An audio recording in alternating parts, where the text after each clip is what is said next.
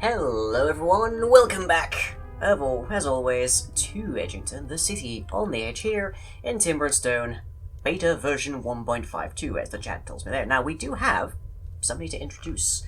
Let me just see if I can isolate them, which might be a little bit tricky, because we have quite a few people running around now.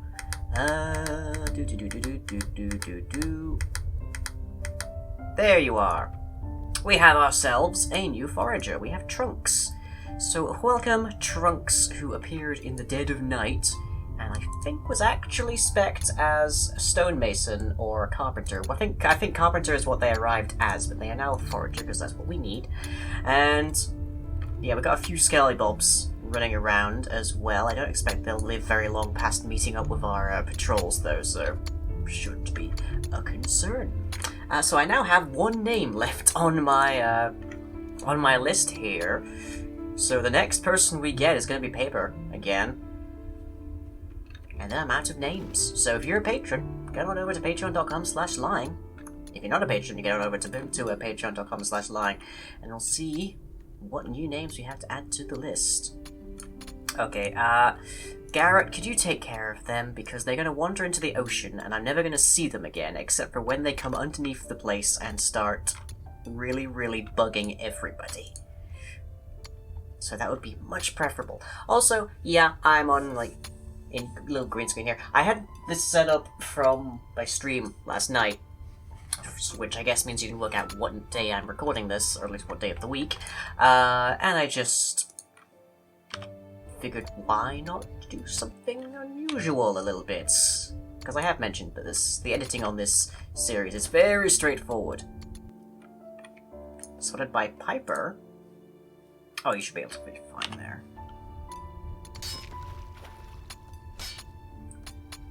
Okay, good. And slain by Piper as well. Not a single hint of injury. There we go. Good. And that's 3 more down. And Garrett's leveled up. Hooray! So yeah, putting this thing up and taking it down are 2 major hassles that I tend to kind of renege on a bit. So figured why not put it to some use. Is that... No, that's not a skeleton. That's the skeleton that Penguin just found. So let's put that onto Gather Resources. Hill. But yes, for those of you who do not recall, somehow, if you're watching this series, patrons, I think it's the 5 tier. I could be very wrong on that. It's been a very long while since I looked at my own list of rewards, for the most part. But patrons are a relatively low expense. Get the opportunity to have somebody named after them in this. So, if you're particularly interested in the idea of me being the guy responsible for your doom, most likely, then you can chuck in some stuff to the coffer and get somebody in here named after you, and see just how long you last. Most people around here do tend to last a fairly long while, but there's also the shenanigans that people get up to, like Aeneas just walking on water occasionally. But let me see, we have nearly finished, I think, reconstructing here. Oh, your stone hammer is just broken right now. That's unfortunate. Well, fortunately, we have Samara up here as well. So, yay! Right, so... Level 4 Fisherman Wolfram, level 16 Stonemason Dallas. People are leveling up all across the board, it's lovely. As is per usual, I have a subject for the day, and that particular subject in this case is... What is the point of going to space? What is the point of going anywhere, in broad terms, I guess? And my reference for this, I guess, is an anime series called Planetes. And yes, the music's gone dreary and a little suspicious right as I start talking about Planetes. The story of Planetes, and Planetes is Latin for planets, if you hadn't guessed that much. The story of Planetes is that it follows a group of characters who work on a space station, and their job is to pick up all of the different scrap that is in orbit that's threatening to trigger a phenomenon called Kessler syndrome, which is just when there is sufficient debris from routine spaceflight and such in orbit that it hits things, creating more debris, creating a cascade effect that ultimately renders Earth essentially inescapable, because everything that gets up there gets whacked into Swiss cheese rapidly. So they're basically characterized as being space garbage collectors. And there's, in the course of the whole narrative of Planet Test, there is a group who aggressively, like to the point of terrorism basically, tries to disrupt space transit, as well as to convince companies and governments to basically just stop it completely, because there are problems still on Earth, and they wonder, well, what's the point of going to another planetoid if we've still got trouble down here? People are starving, and that kind of thing. And to a certain degree, the show actually shows them to be completely right. There are still problems on Earth, because space travel invariably benefits most the countries that are already wealthy, rather than the countries that require more wealth very, very soon to, like, feed starving citizens and whatnot, to cover medical expenses in the slightest. Which means that the rich get richer and the poor get poorer, because that's just the way that it goes. You can't get to space to get these resources unless you're already quite rich. And that just brings up this question that runs through a large portion of the series, which is why? Why are we bothering to go to space right now when we still have these issues, these fundamental problems that we haven't figured out down here? And in many ways, the same question applies to why explore the next continent? Why venture over the next hill before everything is perfect and good in what you already have? Why expand when you've still got problems of distribution, when you've still got problems of feeding, of medicine, that kind of thing? Why grow when you're still sick? Is, I guess, a really rough way of putting it. We have got quite a nice little chunk there. We've got a little bit more here. These are only not dug out because there's markers there. That's just a protection against you digging up places that need to be worked on still, but we can put in a bit of road. I'll wait till that last piece is up before I do anything more. Alright. And what's interesting to note for me is that a lot of the time, the main characters, the cast that are pro space exploration, space life, and whatnot in the course of Planet Test, don't really have a conclusive reason. It's just, we do because we're already here, or we do because it's just what we do, or we do because there's so much to learn. It's just, they all have very vague answers, and for a large part of it, we're already in space. We can't retreat. We can't turn the clock back, as it were. And that's fair enough. Like, we can't just turn back the dial and say, okay, we'll pick this back up when we're all sorted and stuff, but for now just scrap everything involving this, because you do so much more harm than good in that fashion. But the way that I look at it is... how do I put this? It's sort of human nature to keep going, to keep looking, to keep marching, to just continue, basically. Because humans are what is termed as pursuit predators. In fact, we are arguably the best pursuit predators on the planet, which is probably a significant contributing factor to our current arguable dominance of it. And what that means is that instead of having sharp teeth and claws, or camouflage, or venom, or whatever, we just focus on one thing, and that is going very long distances as necessary. We can walk it, we can run it. We are the best, we are among at least the best marathon runners in the animal kingdom.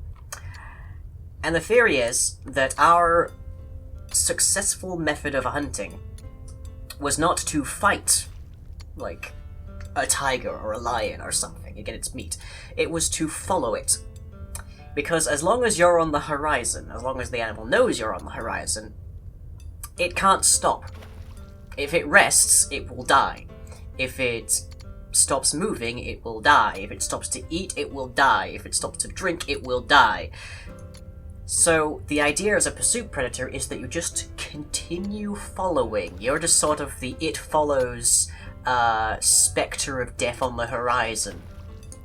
Until such a point as the animal cannot go further. And then it dies.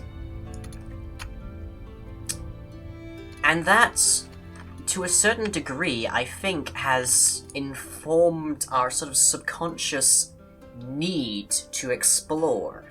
Because as you're going, you see all of the world around you. You know that if you keep going long enough, you'll get food, so you're rewarded for this. And you get to see more of the environment, you can discover more resources, you can see more beautiful bounds of nature, you can find other prey, you can meet other people, talk to them, trade with them. There's just an overwhelming number of benefits to continually moving.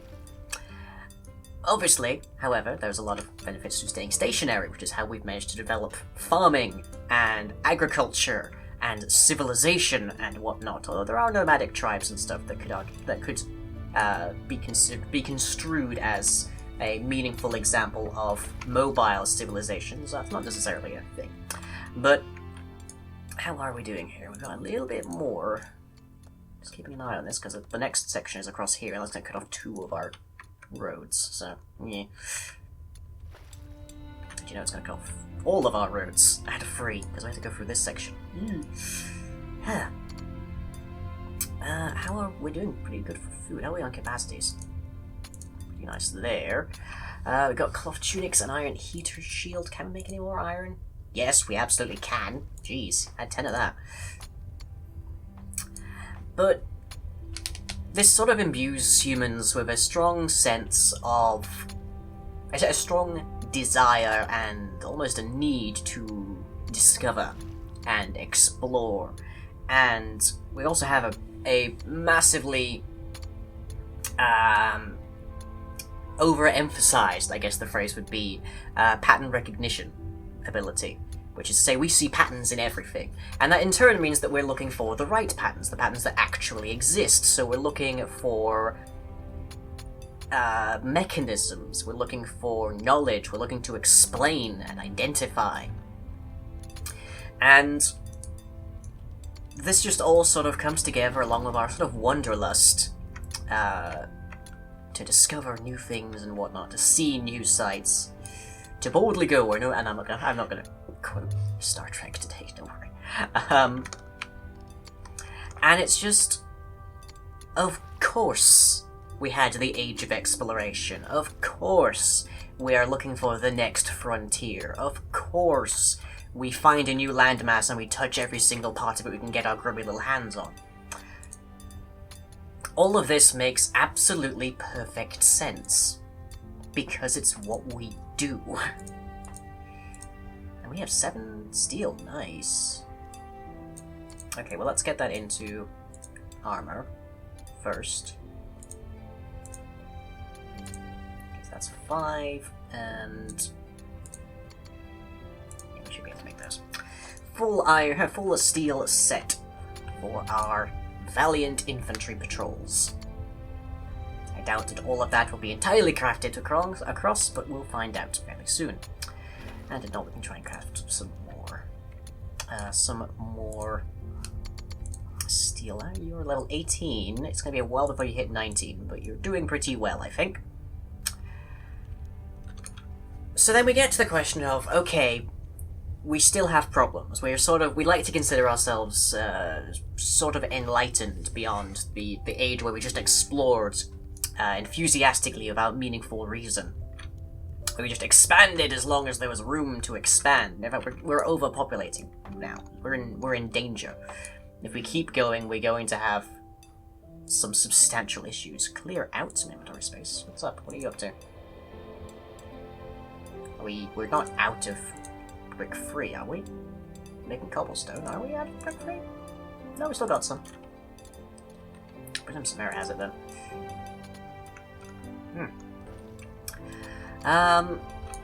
Where was I? Good question. But yeah, we like to think that we've grown beyond this need to continually explore, because as far as we're concerned, the Earth is fully explored. Which then gives us this point of, okay, it's really, really hard to get to anywhere else in our own solar system, let alone further.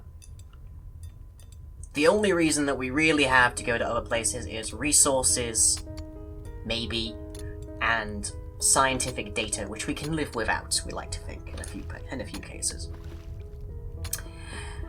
And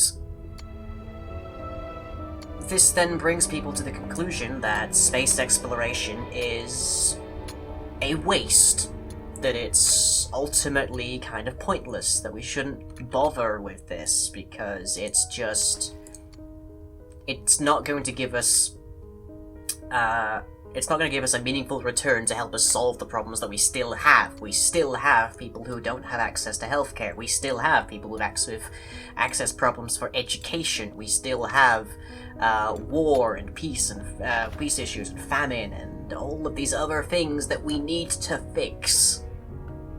And a lot of people also believe that by virtue of saying, oh, we'll fix it on the next planet or so, that we're just sort of leaving those afflicted by these issues to just sort of waste, to go away. We're just ignoring the issues.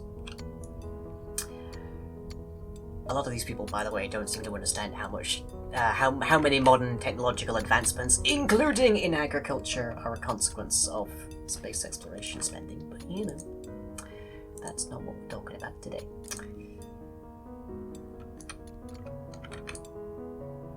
There we go. So there's that road done. And I can kind of understand that. I can understand what they mean when they say, why are we doing all of this when we still have problems to solve? What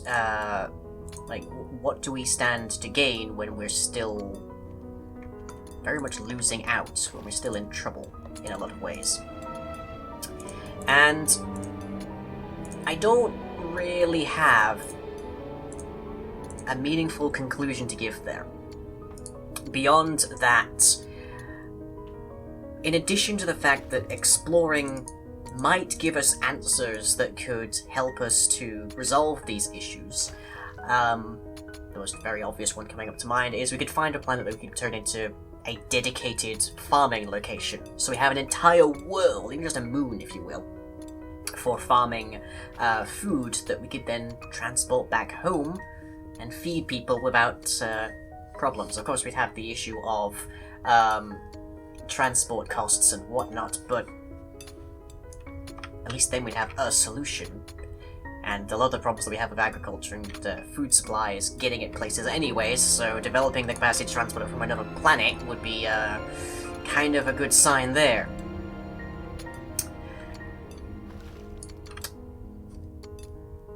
But for the most part, I think we have to consider the human spirit.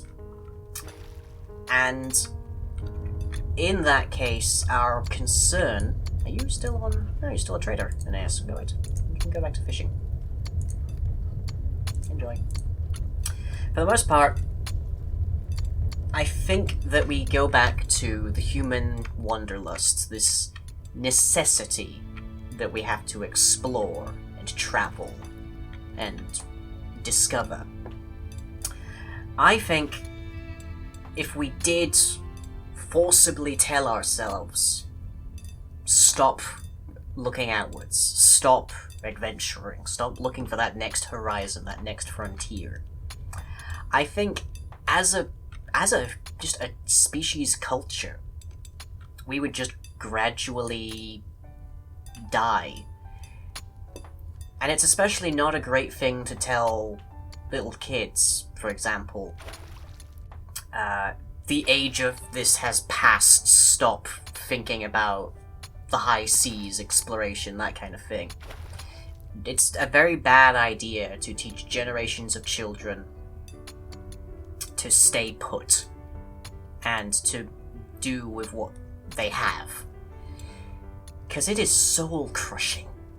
It is a very, very unhealthy way to live. And it works for the individual, but only if they come to that decision themselves. If you are forcing it upon people, then it's almost monstrous. You're imprisoning them within a planet's atmosphere, essentially. I want to see the hills of Mars. I want to go there. I want to meet Curiosity, Voyager, Endeavour, all of these beautiful things. Viking! I'd love to meet up with Viking. And I want my grandchildren and my great-grandchildren and everyone after that to have the same opportunity.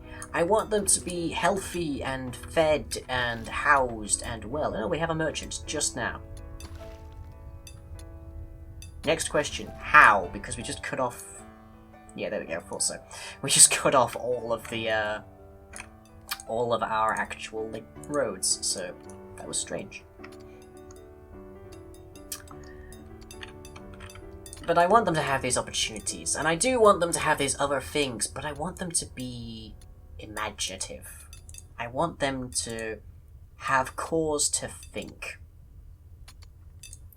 And to contemplate new horizons and all of this other stuff. I don't want them to just make do. I want them to invent, to engineer. And I think that's the thing that we would lose from our sort of culture, our consciousness, if we decided stop looking, stop going, stop exploring. But let me know in the comments what you guys think. And I don't know if I'll be in this little box here forever now. It depends on how often I decide to keep this green screen up, I guess. But I definitely will be for the next episode, so I catch you all